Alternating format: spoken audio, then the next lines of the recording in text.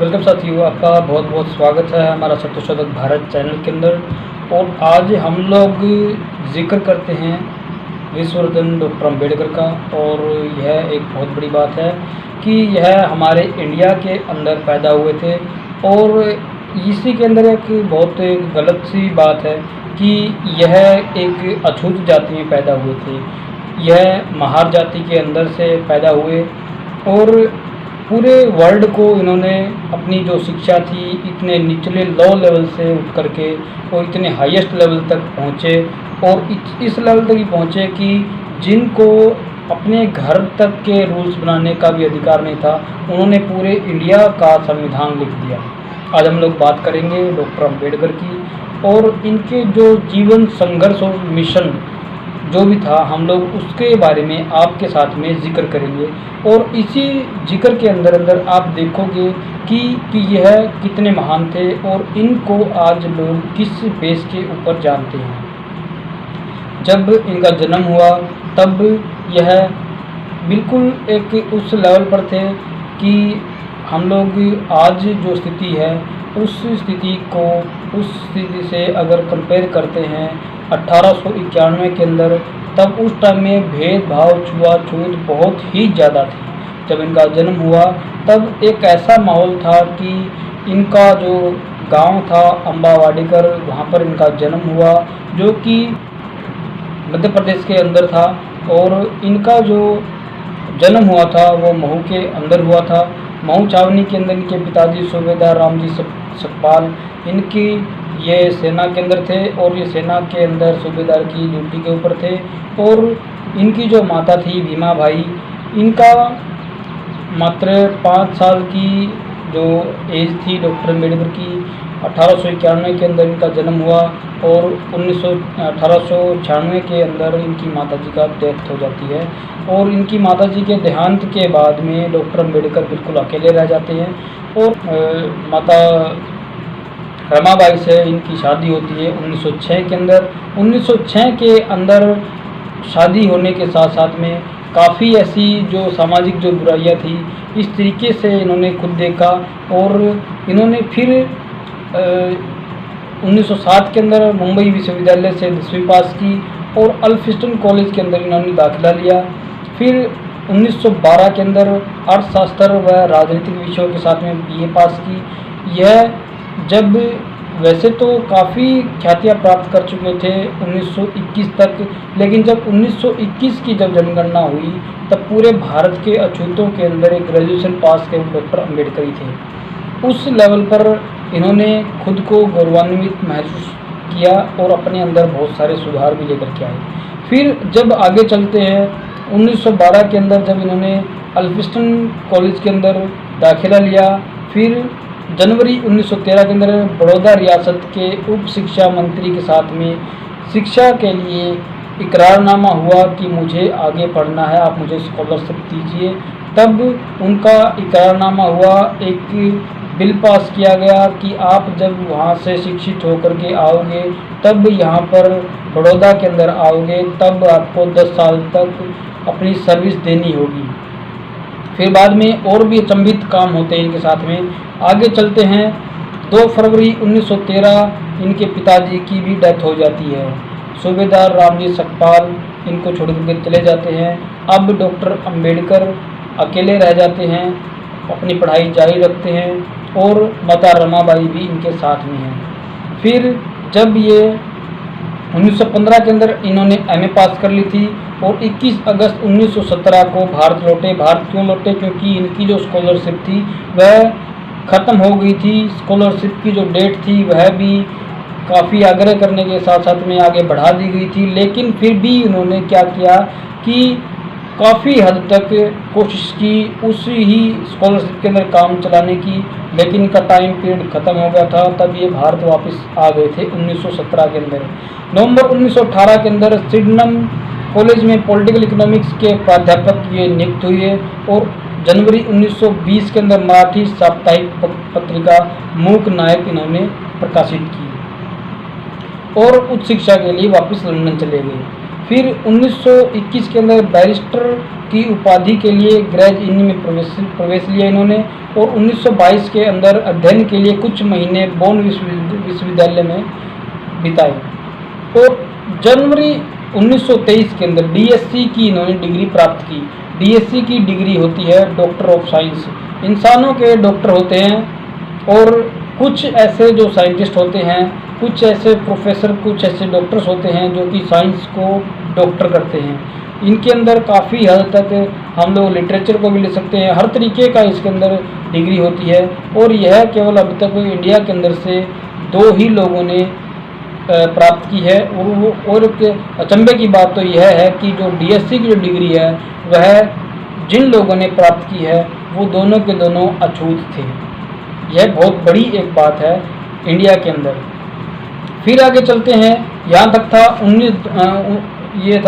1923 के अंदर, और फिर 1923 के अंदर high court, Mumbai high court के अंदर आकर के वकालत शुरू हुई, और वकालत शुरू होने के बाद में भी इनको केस नहीं मिलते थे क्योंकि यह अछूत जाति से थे।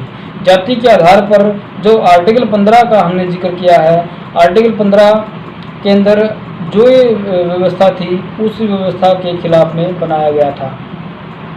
फिर जुलाई 1924 के अंदर बहिष्कृत हितकारिणी सभा की स्थापना की, और 1927 के अंदर मुंबई विधानसभा में प्रथम भाषण दिया गया, और 13 मार्च 1927 को समता सैनिक दल की इन्होंने स्थापना कर दी, और यहाँ से शुरू हो जाता है डॉक्टर अंबेडकर का आंदोलन, सामाजिक आंदोलन यहाँ से शुरू होता है डॉक्टर अंबेडकर का। इससे पहले डॉक्टर अंबेडकर ने भेदभाव सहा था, और उससे पहले बहुत ज़्यादा लज्जित भी हुए थे, लेकिन कभी भी इस बेस के ऊपर नहीं पहुँचे थे कि उस भेदभाव से लड़ा जाए।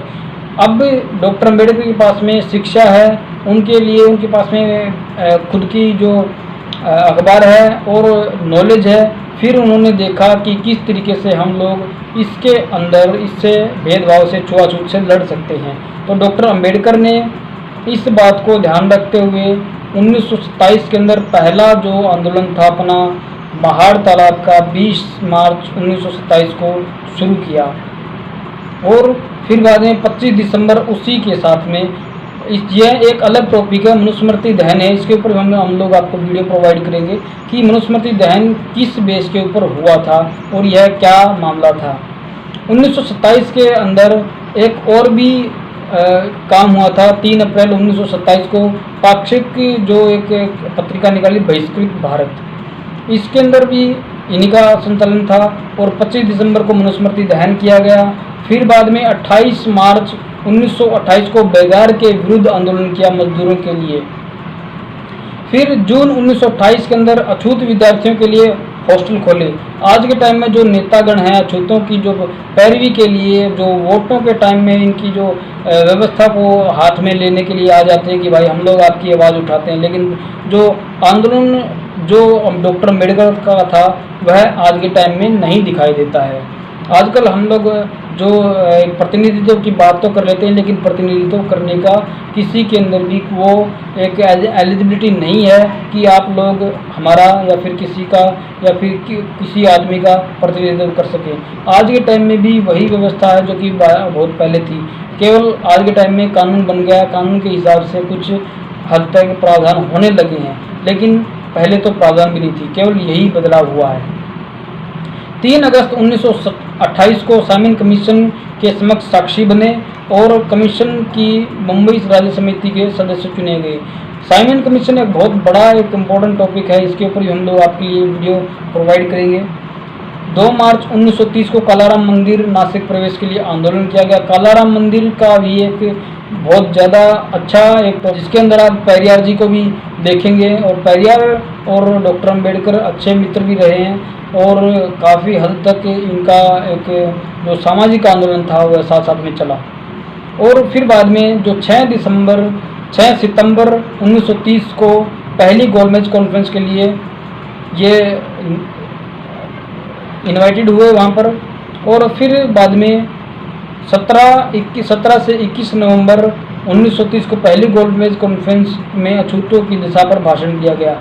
जो पहली गोलमेज कॉन्फ्रेंस थी, यह एक बहुत बड़ा मुद्दा है। गोलमेज कॉन्फ्रेंस के ऊपर अगर आपको वीडियो चाहिए है, आप लोग वीडियो चाहते हैं कि गोलमेज कॉन्फ्रेंस क्या चीज़ थी, तो आप लोग कमेंट के अंदर ज़रूर अपनी राय दीजिए। फिर हम लोग आपके लिए गोलमेज कॉन्फ्रेंस जो फर्स्ट, सेकंड और थर्ड जो राउंड टेबल कॉन्फ्रेंस थी, जो इंग्लैंड के अंदर हुई थी, हर एक समाज के, हर एक जाति के, हर वर्ग के प्रतिनिधि वहाँ पर गए थे। अछूतों का प्रतिनिधित्व करने के लिए डॉक्टर अम्बेडकर वहाँ पर गए थे। और डॉक्टर अम्बेडकर को जब पहले जो ये गोलमेज कॉन्फ्रेंस था, इसके अंदर डॉक्टर अम्बेडकर ने जो भाषण दिया था, वह पूरे विश्व की मीडिया ने छापा और बहुत ज़्यादा बड़ाई की थी, क्योंकि इस तरीके का भाषण कभी उन्होंने सुना नहीं था। और फिर बाद में क्या होता है कि 27 फरवरी गोलमेज कॉन्फ्रेंस से भारत आए। 27 फरवरी को 29 अगस्त 1931 को दूसरे गोलमेज सम्मेलन के लिए वापस लंदन गए। 15 सितंबर 1931 को फेडरल स्ट्रक्चर कमेटी में अपने विचार पेश किए। 28 सितंबर 1931 को अल्पसंख्यक समिति में विचार पेश किए। और नवंबर 1931 में डिप्रेस क्लास इंस्टीट्यूट की एक स्थापना की गई। और 29 जनवरी 1932 को लंदन से वापसी होती है। और 24 सितंबर 1942 को वायसराय हिंदी की कार्यकारिणी काउंसिल के लेबर मेंबर के पद पर नियुक्त किए गए। और जुलाई 1945 पीपल्स एजुकेशन सोसाइटी की स्थापना की। देखो, डॉक्टर अम्बेडकर का जो आंदोलन था, वह पूरा का पूरा बेस एजुकेशन और सामाजिक समानता के ऊपर था। हम लोग आगे भी देखेंगे कि आप इनके जो काम हैं वो सारे के सारे इसी बेस के ऊपर हैं। फिर जो जुलाई 1946 है, वायसराय हिंद की कार्यकारिणी से त्यागपत्र और लंदन को प्रस्थान। फिर 1920 को, फिर 20 जुलाई 1946 को बंगाल विधान परिषद से संविधान सभा के लिए चुने गए। और इसके लिए भी काफ़ी हद तक इनको जद्दोजहद करनी पड़ी संविधान सभा के लिए भी, क्योंकि इनको हमारे ही लोग हराते गए। और आज के टाइम में इस तरीके से जो हमारे सामने जो संविधान है वह शायद नहीं होता, क्योंकि हमारे जो लोग थे वो ही हमारे आदमियों के खिलाफ। 17 दिसंबर 1946 को संविधान सभा में राज्य के लिए समाजवाद की एक योजना स्थापित इन्होंने की थी। फिर 15 अगस्त 1946 को भारत के सर्वप्रथम कानून मंत्री की इन्होंने शपथ ली। और 29 अगस्त 1940 को संविधान सभा की मसौदा समिति के अध्यक्ष बने। 29 अप्रैल 1947 को छुआछूत अपराध घोषित करवाया गया। 22 जुलाई 1947 को राष्ट्रीय ध्वज में अशोक चक्र इन्होंने स्थापित करवाया। जब अशोक चक्र राष्ट्रीय ध्वज के अंदर जब इन्होंने स्थापित करवाया, तब उस टाइम के अंदर गांधी बहुत ज़्यादा नाराज हो गए थे। और गांधी तो वैसे भी शुरू से ही नाराज थे, क्योंकि जो डॉक्टर अम्बेडकर थे वो अछूतों के लिए अधिकार की मांग करते थे और गांधी अछूतों के लिए अधिकार नकारते थे। तो यह एक इनके अंदर वैचारिक मतभेद था, लेकिन डॉक्टर अम्बेडकर इनके आज़ादी के लिए सहयोगी रहे। जो 15 अप्रैल 1948 को जो सविता कबीर थी, इनकी बाबा साहब की जो दूसरी पत्नी थी, उनके साथ में इन्होंने सिविल मैरिज की 15 अप्रैल 1948 को भारत की आज़ादी के बाद में। और 25 अप्रैल 1948 को उत्तर प्रदेश में कांग्रेस एक जलता हुआ घर है। कांग्रेस एक जलता हुआ घर है, यह उत्तर प्रदेश में 25 अप्रैल 1948 को कहा। और 26 नवंबर 1949 को भारत का संविधान तीसरे पठन के बाद में पास करवाया। यह बाबा साहब का मिशन है अभी जो चल रहा है। 1 सितंबर 1950 को मिलिंद महाविद्यालय औरंगाबाद महाराष्ट्र की स्थापना की। और विश्व बौद्ध सम्मेलन में कोलंबो श्रीलंका में प्रतिनिधि के तौर पर हिस्सा लिया। 15 अप्रैल 1951 को अम्बेडकर भवन नई दिल्ली की नींव का पत्थर रखा गया। और 1952 में राज्यसभा संसद के लिए चुने गए। 5 जून 1952 को कोलंबिया विश्वविद्यालय से LL.D की उपाधि ली। और फिर बाद में 1953 को Siddharth college of commerce and in economics Mumbai की स्थापना की गई। ज़्यादातर जो डॉक्टर अम्बेडकर का जो काम था वह शिक्षा के ऊपर ही आधारित था। 3 अक्टूबर 1954 को आकाशवाणी से मेरा निजी दर्शन, इसकी व्याख्या इन्होंने खुद की। और जून 1956 को Siddharth law college of Bombay, ये लॉ कॉलेज था, तो 2 महाविद्यालय इन्होंने खोल दिए। फिर 14 अक्टूबर 1956 को बुद्ध धर्म की दीक्षा ली और लाखों अनुयायी उनके उस टाइम में साथ थे। 15 नवंबर 1956 बौद्ध सम्मेलन काठमांडू में भाग लिया और 6 दिसंबर 1956 में इनका देहांत हो गया। और फिर बाद में 1990 के अंदर इनको भारत रत्न से सम्मानित किया गया। 2004 के अंदर Columbia ahead of their times इनको सम्मानित किया गया। फिर बाद में द ग्रेटेस्ट इंडियन अवार्ड 2012 के अंदर इनको मिला। इसी के अंदर जो डॉक्टर अंबेडकर का एक जो हम लोगों को बेसिक रूप से पता होना चाहिए, जीवन और संघर्ष, यह हमने आपको पूरा का पूरा बता दिया। इसी के साथ साथ में आपका बहुत बहुत धन्यवाद।